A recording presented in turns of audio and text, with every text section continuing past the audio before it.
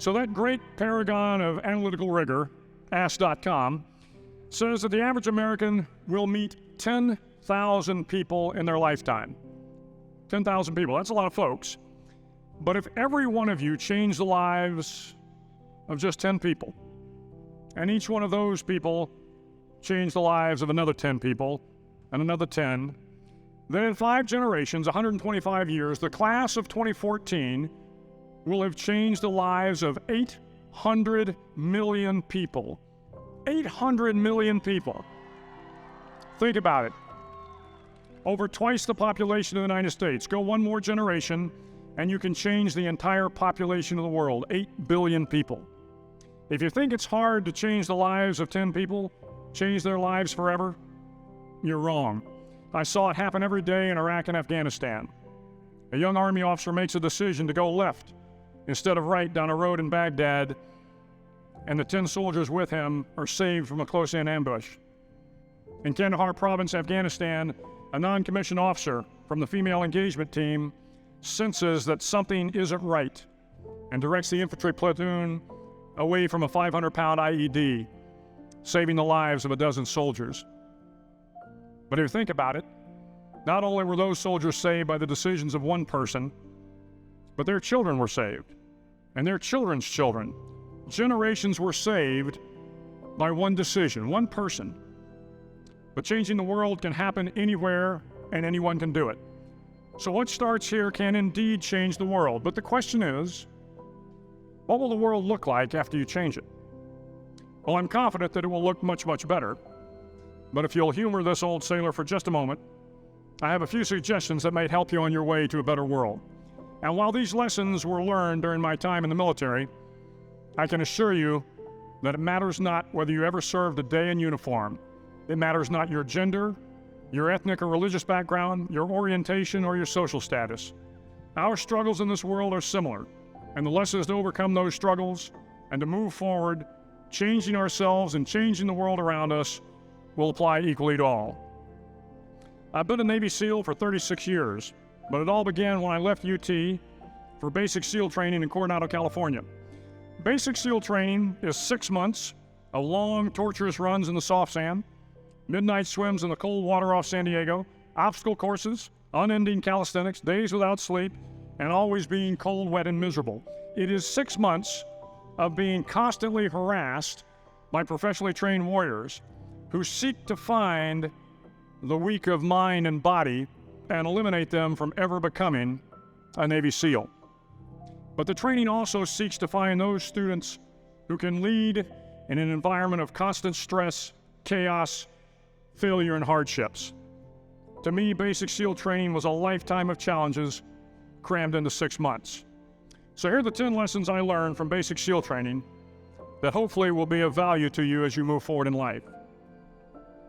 Every morning in SEAL training, my instructors, who at the time were all Vietnam veterans, would show up in my barracks room, and the first thing they'd do was inspect my bed. If you did it right, the corners would be square, the covers would be pulled tight, the pillow centered just under the headboard, and the extra blanket folded neatly at the foot of the rack. It was a simple task, mundane at best, but every morning we were required to make our bed to perfection.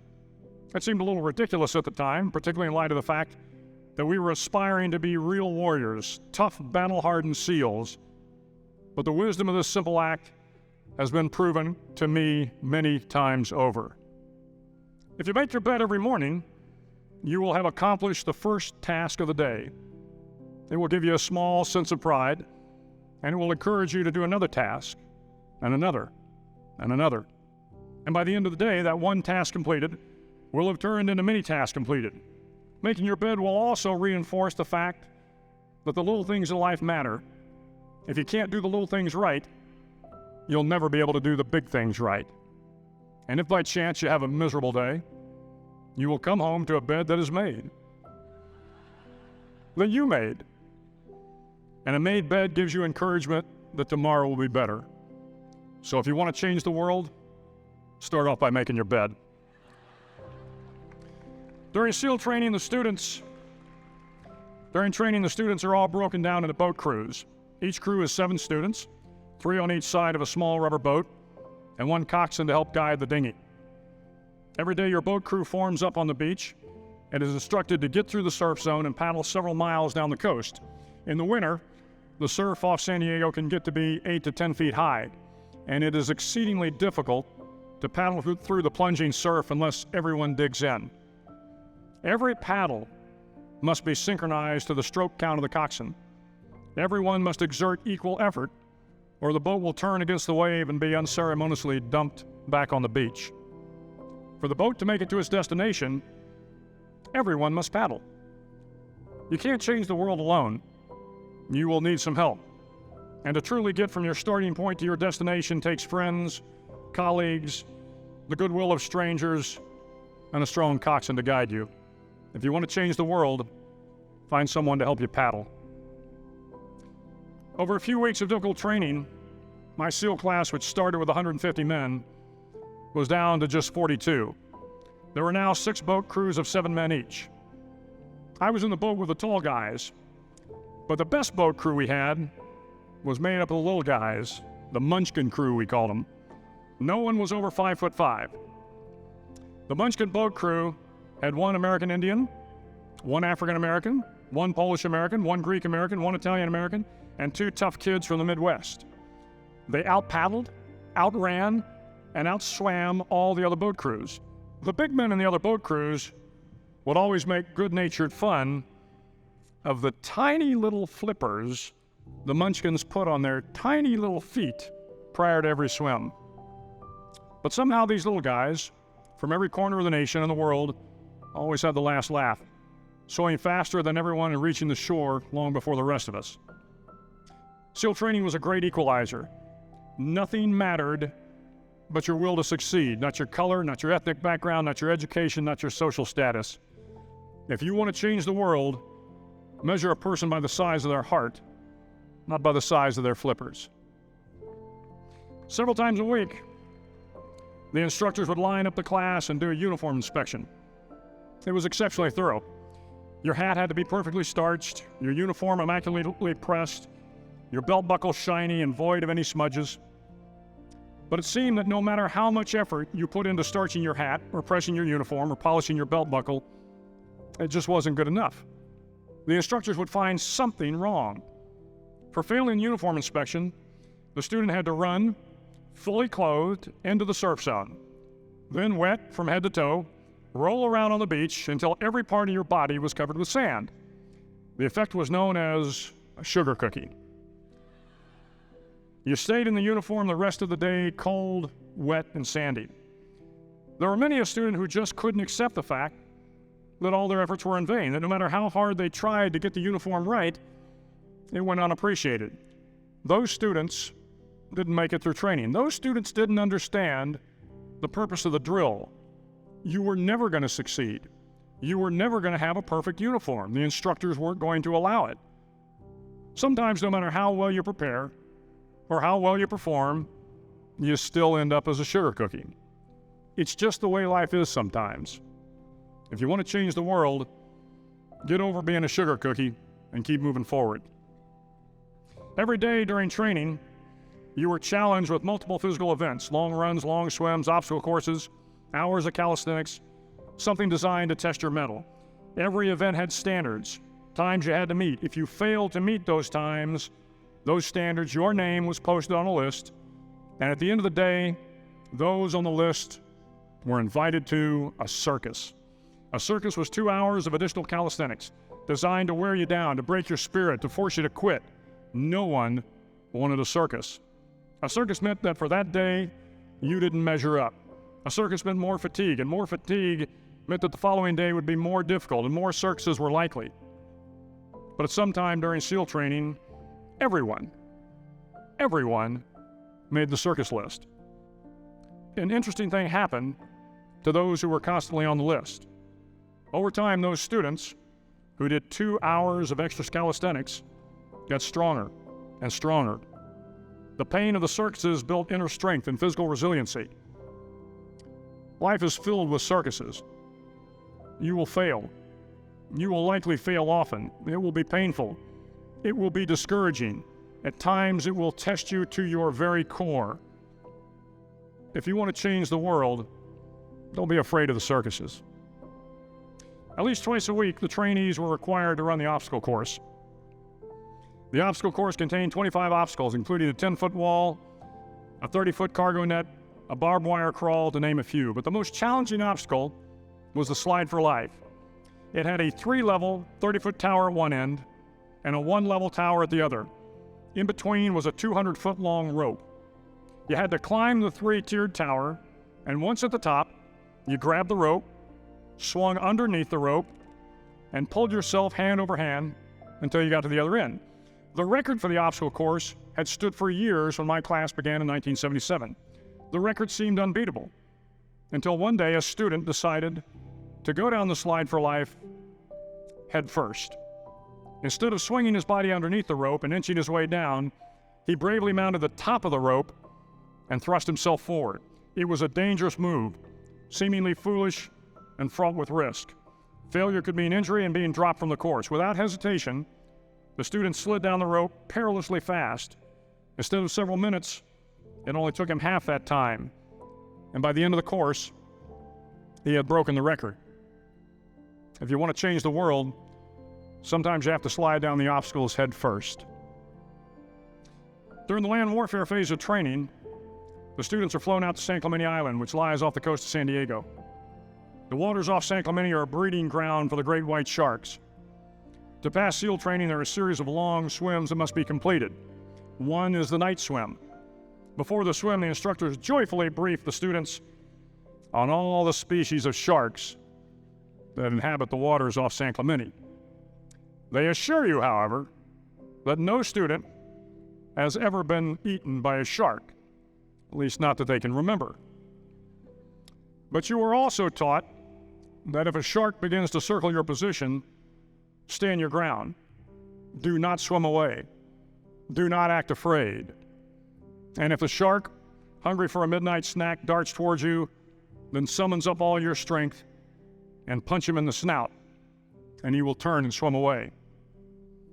There are a lot of sharks in the world. If you hope to complete the swim, you will have to deal with them. So if you want to change the world, don't back down from the sharks. As Navy SEALs, one of our jobs is to conduct underwater attacks against enemy shipping. We practice this technique extensively during training.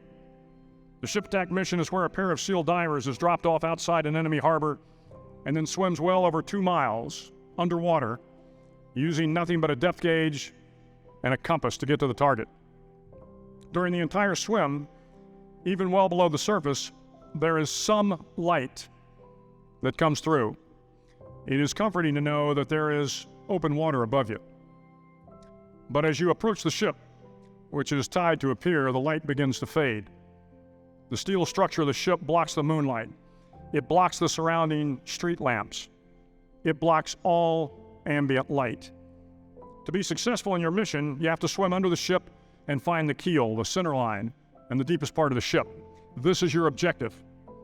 But the keel is also the darkest part of the ship, where you cannot see your hand in front of your face, where the noise from the ship's machinery is deafening, and where it gets to be easily disoriented, and you can fail. Every SEAL knows that under the keel, at that darkest moment of the mission, is a time when you need to be calm, when you must be calm, when you must be composed, when all your tactical skills, your physical power, and your inner strength must be brought to bear. If you want to change the world, you must be your very best in the darkest moments. The 9th week of training is referred to as Hell Week. It is 6 days of no sleep, constant physical and mental harassment, and one special day at the Mud Flats. The Mud Flats are an area between San Diego and Tijuana where the water runs off and creates the Tijuana Sloughs, a swampy patch of terrain where the mud will engulf you. It is on Wednesday of Hell Week that you paddle down to the Mud Flats and spend the next 15 hours trying to survive this freezing cold, the howling wind, and the incessant pressure to quit from the instructors. As the sun began to set that Wednesday evening, my training class, having committed some egregious infraction of the rules, was ordered into the mud. The mud consumed each man till there was nothing visible but our heads. The instructors told us we could leave the mud if only 5 men would quit. Only 5 men, just 5 men, and we could get out of the oppressive cold. Looking around the mud flat, it was apparent that some students were about to give up. It was still over 8 hours till the sun came up. 8 more hours of bone-chilling cold. The chattering teeth and the shivering moans of the trainees were so loud, it was hard to hear anything. And then one voice began to echo through the night. One voice raised in song. The song was terribly out of tune, but sung with great enthusiasm. One voice became 2, and 2 became 3, and before long, everyone in the class was singing. The instructors threatened us with more time in the mud if we kept up the singing, but the singing persisted, and somehow the mud seemed a little warmer, and the wind a little tamer, and the dawn not so far away. If I have learned anything in my time traveling the world, it is the power of hope, the power of one person, a Washington, a Lincoln, King, Mandela, and even a young girl from Pakistan, Malala. One person can change the world by giving people hope. So if you want to change the world, start singing when you're up to your neck in mud.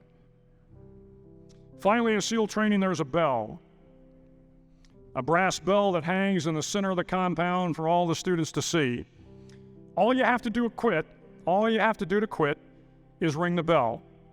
Ring the bell, and you no longer have to wake up at 5 o'clock. Ring the bell, and you no longer have to be in the freezing cold swims.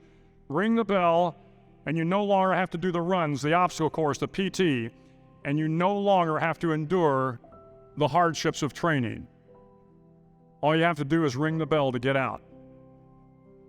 If you want to change the world, don't ever ring the bell. Start each day with a task completed. Find someone to help you through life. Respect everyone. Know that life is not fair and that you will fail often. But if you take some risks, step up when the times are the toughest, face down the bullies, lift up the downtrodden, and never ever give up, if you do these things, the next generation and the generations that follow will live in a world far better than the one we have today. And what started here will indeed have changed the world for the better. Thank you very much